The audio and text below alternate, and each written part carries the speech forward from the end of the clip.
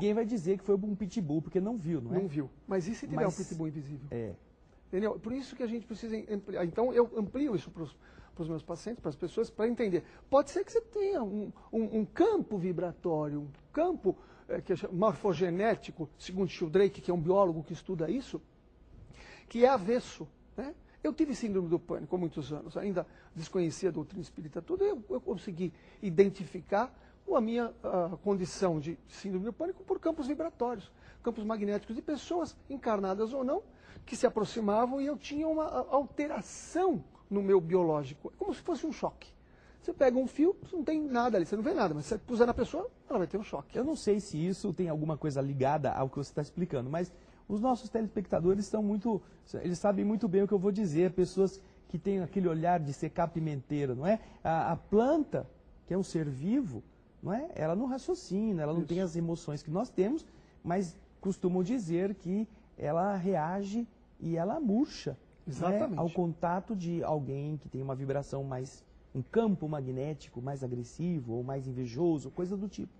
É uma expressão desse campo que você está citando? Campo magnético. Sheldrake, você pode encontrar, Rupert Sheldrake, um biólogo que estuda o que ele chama de campos mórficos ou morfogenéticos. Ele explica de uma maneira, digamos, científica, que nós conhecemos na doutrina espírita como campo vibratório. Então, o telespectador que não é espírita, por exemplo, ele pode encontrar na internet a respeito de campos mórficos, que ele vai entender que a casa dele, a oração, o programa, a discussão ou a alegria, quer dizer, ele está construindo na casa dele este campo magnético. Mas ele é invisível.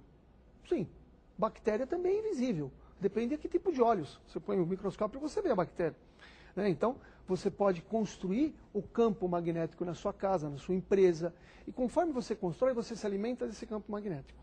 Então, você fala assim, puxa, eu vou num lugar e me sinto bem. Mas eu vou num outro lugar e me sinto mal. Por quê? Porque o campo é invisível, mas o fato de ser invisível não quer dizer que não existe. Claro, claro. Rubens, eu vou deixar uma pergunta com você, porque nós vamos para o nosso intervalo, mas que eu gostaria que você já pensasse nela e que o nosso telespectador também. Como que, na prática, a doutrina espírita ela se aproxima da medicina nessas questões? Como que, se há alguma ligação entre elas, na prática, mas você vai responder isso daqui a pouquinho. Não vá embora, fique aí, porque tudo que o Rubens está falando tem a ver com a gente, em nosso dia a dia. Voltamos já.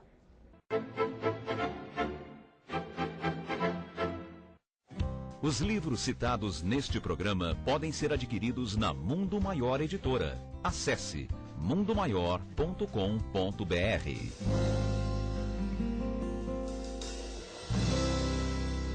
Venha participar de um dos maiores eventos de voluntários do Brasil, 54ª Concafras PSE, de 13 a 16 de fevereiro de 2010, em Guarulhos, São Paulo e Castro, no Paraná. Clube do Livro Amigos do Espiritismo. Ficando sócio do clube, você receberá em sua casa os melhores lançamentos de livros espíritas. Não perca essa oportunidade de ter os melhores livros pelo menor preço do mercado. Inscreva-se já, ligando 11 2979 2157 ou acesse www.amigosdoespiritismo.com.br. Desde 1949, o Centro Espírita Nosso Lar Casas André Luiz ajuda a transformar o mundo, oferecendo espiritualidade à população e atendimento gratuito ao deficiente mental. Uma história difícil, cheia de espinhos, de uma instituição que nunca deixou de acreditar em um amanhã melhor. Faça parte desta história. Centro Espírita Nosso Lar Casas André Luiz. 60 anos, transformando vidas.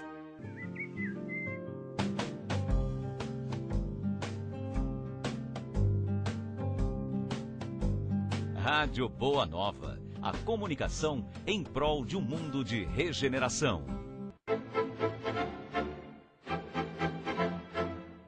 Como na prática, Rubens, associar a espiritualidade à medicina? Veja, André e amigos, eu acredito que o médico do futuro vai entender que o ser é integral. Então, é claro que num consultório médico você não vai fazer um trabalho espiritual, mas você vai ficar sempre entendendo, vai ficar sempre atento que existe um campo espiritual, positivo e negativo. toda vez que atendo alguém, eu fico, né, eu não tenho essa percepção mediúnica como alguém que vem aqui, Sim. eu não tenho, mas eu tenho certeza de que a pessoa raramente virá sozinha ao consultório. Mesmo que ela entre na sala sozinha, digamos assim, ela raramente estará sozinha. Estará lá um parente desencarnado, um amigo espiritual ou até um inimigo espiritual.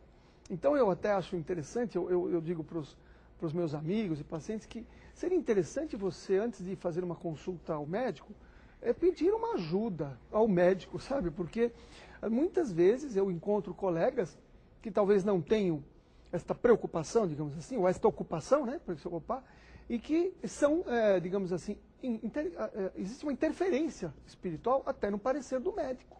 Quer dizer, estou aqui falando uma coisa meio, pode ser atrevida, mas eu escuto coisas que o médico fala, alguns colegas falam para alguns pacientes, eu falo, estranho ele falar isso, porque eu conheço a competência, conheço que ele é muito bom, e ele falou uma coisa que não teria muito a ver. Por que falar isso, né? Ué, só se, como nós sabemos, houve um tipo de interferência. Então imagine que você vá ao médico e você tem um inimigo desencarnado. Está lá no Evangelho, segundo o Espiritismo, os inimigos desencarnados. Todos nós temos, por isso que nós estamos no planeta.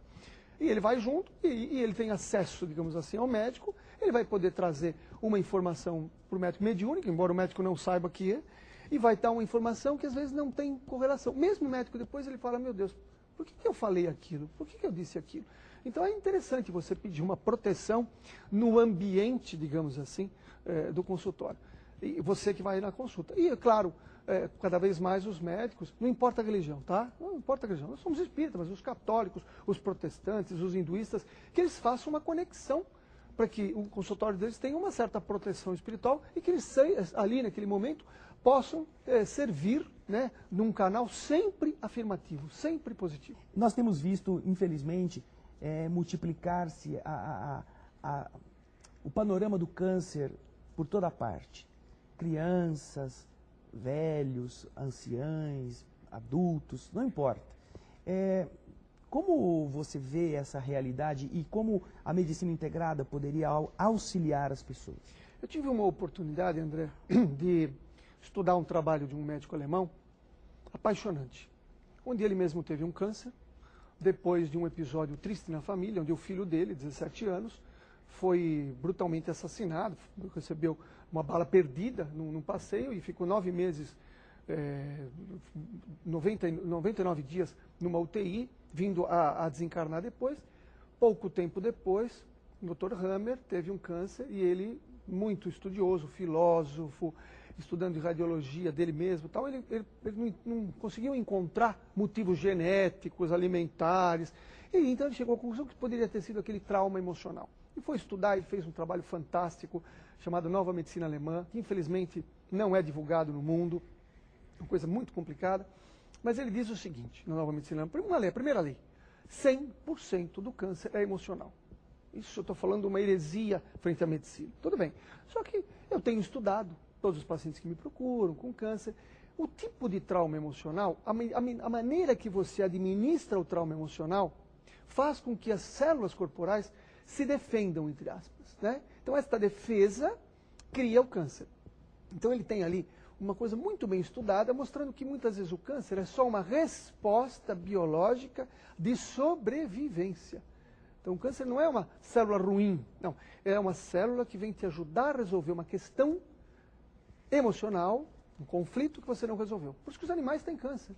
Então, da mesma maneira que os animais têm câncer, nós respondemos biologicamente. Então é um estudo fantástico, infelizmente está sendo divulgado muito devagar no mundo, nós conseguimos alguma coisa, mas eu costumo dizer o seguinte, em algumas palestras minhas, que existe um capítulo do Evangelho segundo o Espiritismo, que na minha opinião é preventivo de câncer. Capítulo 5 do Evangelho segundo o Espiritismo. O bem sofrer, o mal sofrer. Então, a maneira que eu vou encarar os conflitos, as situações que vão me aparecer na vida, porque não tem jeito, todos nós vamos ter problemas, né?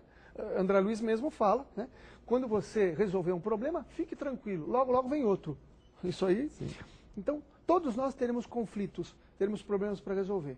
A maneira como nós encararmos uma perda, uma separação, uma falência, uma dificuldade qualquer, a maneira como nós encararmos isso aí é que vai fazer com que o nosso corpo reaja de uma maneira melhor ou pior.